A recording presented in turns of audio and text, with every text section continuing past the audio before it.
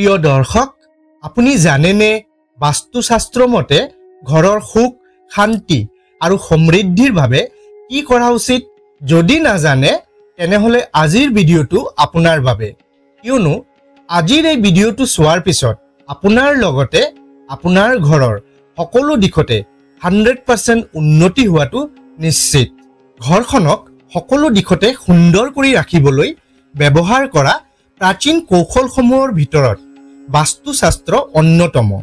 যদি ঘৰৰ বাস্তু সঠিকভাৱে ভাৰসাম্যপূৰ্ণ নহয় তেন্তে ই বাস্তু দোষৰ সৃষ্টি কৰে আৰু ইয়াৰ ফলত আপোনাৰ জীৱনত নামি আহে বিভিন্ন বাধা। জীৱনৰ সকলো দিশতে আপুনি অসফলতা লাভ কৰে, লগতে ঘৰখনতো এটা অশান্তিৰ পৰিৱেশ বিৰাজ কৰে।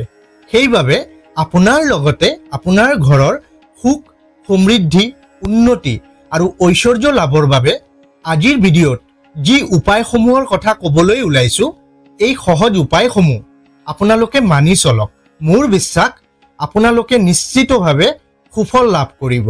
এই উপায়সমূহ হৈছে: 1 নম্বৰ, আপোনাৰ প্ৰৱেশ দুৱাৰ। আপোনাৰ প্ৰৱেশ দুৱাৰ ভালদৰে পৰিষ্কাৰ আৰু পোহৰ থকা হ'ব লাগে, কাৰণ ই জীৱনত ইতিবাচকতা আনে। কিন্তু যদি আপোনাৰ প্ৰৱেশ দুৱাৰ আন্ধাৰ আৰু লেতেৰা হয় তেন্তে ই নিশ্চিতভাৱে বাহিৰৰ পৰা ঋণাত্মক শক্তিক আকৰ্ষণ কৰে। গতিকে সদায় আপোনাৰ ঘৰৰ মূল প্ৰৱেশ দুৱাৰখন পৰিষ্কাৰ পৰিচ্ছন্ন আৰু পোহৰ কৰি ৰাখক। 2 নম্বৰ, সকলো ধৰণৰ অপ্ৰয়োজনীয় সামগ্ৰী। যদি আপোনাৰ ঘৰটো সদায় অপৰিপাটি হৈ থাকে, লগতে আপুনি আপোনাৰ পুৰণি কাপোৰ, পুৰণি ইলেক্ট্ৰনিক্স আৰু যিকোনো অলাগতিয়াল সামগ্ৰী যিবোৰ আপুনি ব্যৱহাৰ নকৰে সেইবোৰ ৰাখি ভাল পায়, তেন্তে আপুনি ভুল পথত আছে। কাৰণ যদি আপুনি আপোনাৰ ঘৰত এনে ধৰণৰ অপ্ৰয়োজনীয় বস্তু ৰাখিছে তেনেহলে ই ঋণাত্মক শক্তিক আকৰ্ষণ কৰে। গতিকে আজিয়েই এই অলাগতিয়াল সামগ্ৰীবোৰ ঘৰৰ পৰা বাহিৰ কৰক, লগতে ঘৰখনক ধন সম্পত্তি আৰু সুখ সমৃদ্ধিৰে ভৰাই তোলক। 3 নম্বৰ, কাঁইট থকা গছ। যদি আপুনি আপোনাৰ ঘৰত বিভিন্ন প্ৰকাৰৰ গছ-গছনিৰে সজাব বিচাৰে আৰু কেকটাছ বা কাঁইট থকা গছ তাৰে ভিতৰত এটা হয়, তেন্তে আজিয়েই সাৱধান হওক। কাৰণ এনে গছ ঘৰত ৰাখিলে ই দুখ আৰু দুৰ্ভাগ্য কঢ়িয়াই আনে। এই গছবোৰ ৰখাৰ সলনি মানি প্লাণ্ট, লাকি বেম্বো আৰু তুলসী গছ ৰাখিব পাৰে। 4 নম্বৰ, ছবি। আমি আমাৰ ঘৰৰ দেৱালত লগোৱা ছবি বা চিত্ৰই আমাৰ জীৱনত ডাঙৰ পৰিৱৰ্তন আনে। গতিকে যদি আপুনি ঘৰত ভয়ানক ছবি, মৃত পৰিয়ালৰ সদস্যৰ ছবি আৰু হিংস্ৰ বন্যপ্ৰাণীৰ ছবি ৰাখে তেন্তে ই নিশ্চিতভাৱে ঘৰত নেতিবাচকতাক আকৰ্ষণ কৰে।